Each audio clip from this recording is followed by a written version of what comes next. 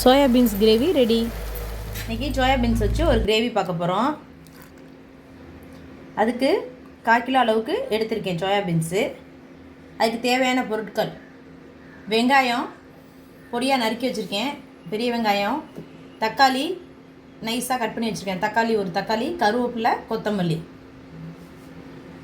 இஞ்சி பூண்டு விழுது ஒரு 1/2 டேபிள் ஸ்பூன் அளவுக்கு இஞ்சி பூண்டு விழுது. மசாலா பொருள் பார்த்துடுவோம். மஞ்சத்தூள் 1/2 டேபிள் ஸ்பூன், மிளகாய்த்தூள் 1/2 table spoon, garam masala 1/2 table spoon, மல்லித்தூள் 1 ஸ்பூன். இப்போ தாளிப்புக்கு செக்கில் ஆட்டின நல்லெண்ணெய் ஒரு 2 டேபிள் ஸ்பூன் அளவுக்கு நல்லெண்ணெய், சோம்பு. இப்போ அடுப்பை பற்ற வச்சிட்டோம், கடாயை வச்சிடுவோம். கடாய் நல்லா காஞ்சிருச்சு. இப்போ ஒரு 2 டேபிள் ஸ்பூன் அளவுக்கு எண்ணெய் ஊற்றிக்குவோம்.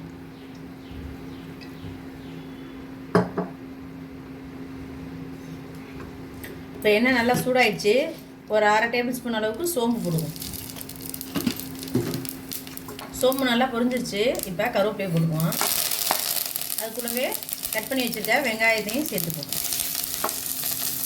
வெங்காயமும் நல்லா வதங்கிடுச்சு. அது கூடவே கட் பண்ணி வச்சுருக்க தக்காளியும் போட்டுக்குவோம். இப்போ தக்காளி சீக்கிரமாக வேகிறதுக்காண்டி முன்னாடியே உப்பு சேர்த்துக்குவோம். அப்போ சீக்கிரமாக நல்லா வதங்கிடும். நல்லா வதங்கிடுச்சு. அது கூடவே நம்ம எடுத்து வச்சுருக்க சோயா பீன்ஸை சேர்த்துக்குவோம்.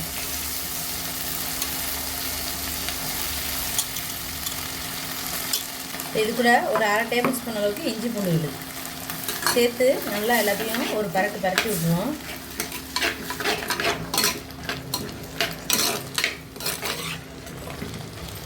நம்ம அது கூட எடுத்து வச்சுருக்க மசாலா பொருள்லாம் சேர்த்துக்குவோம். மசாலா வாசம் போகிற அளவுக்கு நல்லா வதக்கிட்டோம். 1 டம்ளர் அளவுக்கு தண்ணி சேர்த்துக்கணும். இது நல்லா கொதித்து வெந்து வரட்டும். இப்போ இந்த ஸ்டேஜில் உப்பு பார்த்துக்கோங்க. நம்ம தக்காளி வதங்கும் போது ஏற்கனவே உப்பு சேர்த்துருக்கோம். தேவைன்னா லைட்டாக மறுபடியும் உப்பு சேர்த்துக்கோங்க. மசாலாவுக்கு தேவையான அளவுக்கு இப்போ மறுபடியும் உப்பு சேர்த்துக்கிறேன். இப்போ ஒரு தட்டை போட்டு மூடி வச்சுக்கோங்க.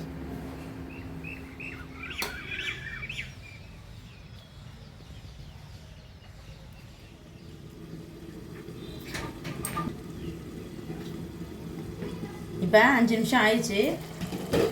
நல்லா தண்ணியெல்லாம் வத்திடுச்சு பாருங்கள்.